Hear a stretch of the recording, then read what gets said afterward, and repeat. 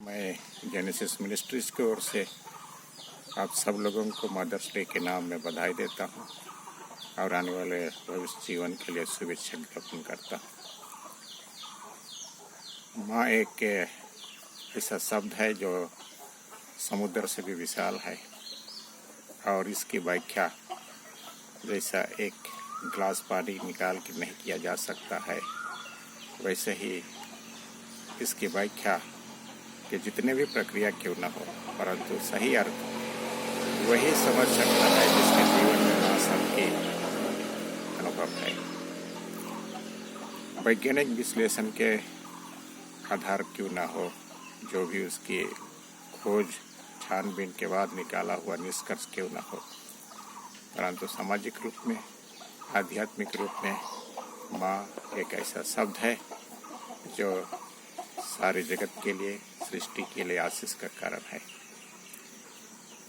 हमारे प्रतिदिन के जीवन में इस शब्द की गहराई में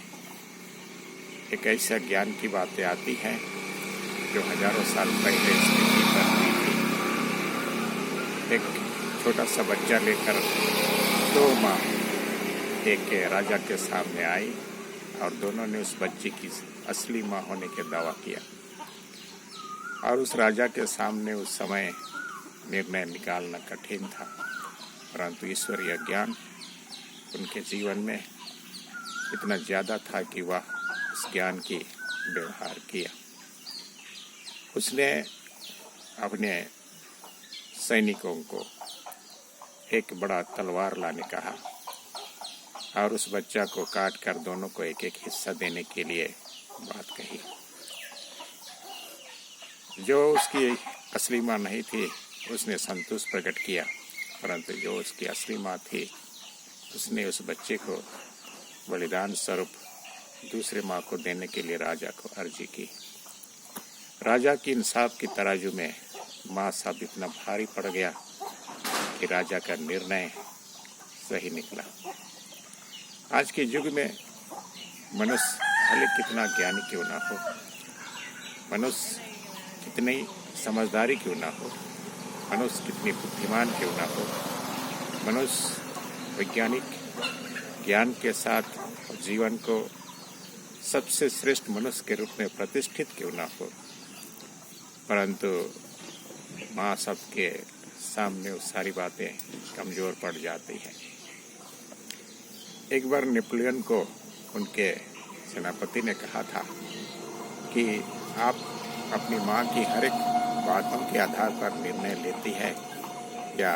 क्या आप सम्राट के रूप में ऐसा करना उचित है। नेपोलियन ने कहा था उसको आपको पता होना चाहिए कि आप मेरी माँ की एक बूंद आँख के आंसू आप जैसे सेनापति को कितनी जोर से बहा ले जा सकती है। मनुष्य के जीवन में यदि माँ शब्द का सही अर्थ ना रहे तो आज की युग की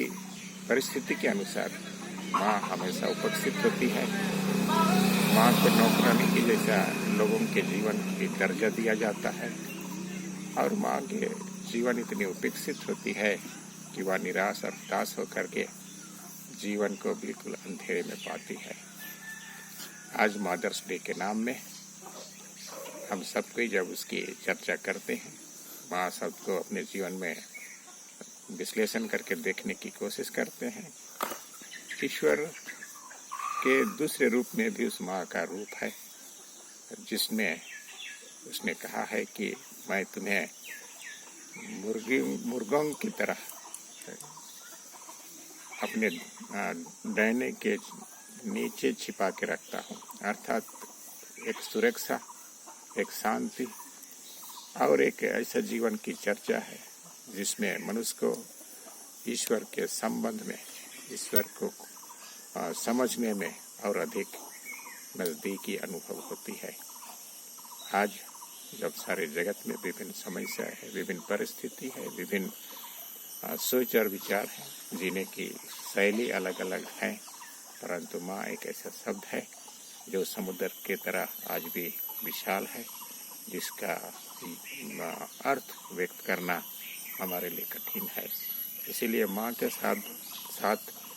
आप जब जुड़ते हैं, आपके जीवन उसके प्रति न केवल कर्तव्य की ज्ञान देती है, परंतु अपने धर्म पालन में